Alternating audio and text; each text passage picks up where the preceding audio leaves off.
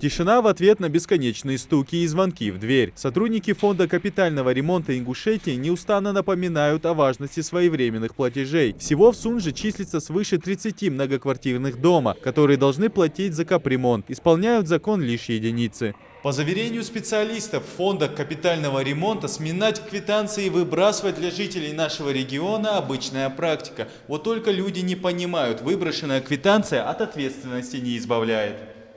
Сотрудники фонда капремонта хотят объяснить жителям, сколько и, самое главное, за что они должны платить. Граждане на контакт идти не торопятся, тем самым все усложняя. Взаимодействие со стороны собственников помещений, можно сказать, что оно практически отсутствует.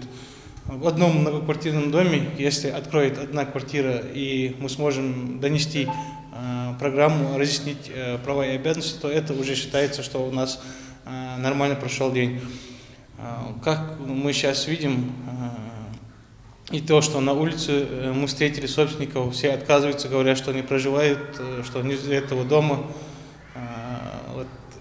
Мы пытаемся со своей стороны донести до собственников помещений их обязанность по оплате взноса в том, что им будет начисляться пени за несвоевременную уплату, а также в отношении собственников помещений будут производиться претензионная исковая работа.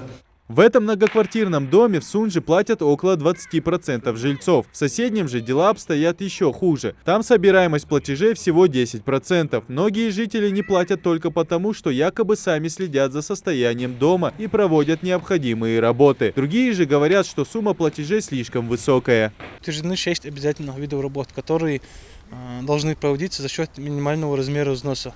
То есть минимальный размер взноса он устанавливается правительством субъекта. У нас он установлен в размере 6 рублей 30 копеек за 1 квадратный метр общей площади. И вот 6 видов работ, на которые мы можем потратить эти деньги, это ремонт фасада, ремонт фундамента, ремонт крыши, ремонт инженерных систем.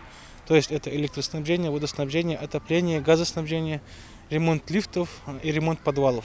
В целом дела по собираемости платежей за капремонт в Сунже обстоят не густо. Платят всего 35% собственников всех многоквартирных домов в городе. Есть и такие жители, которые ни разу не совершали платежи. Им грозит взыскание через судебных приставов.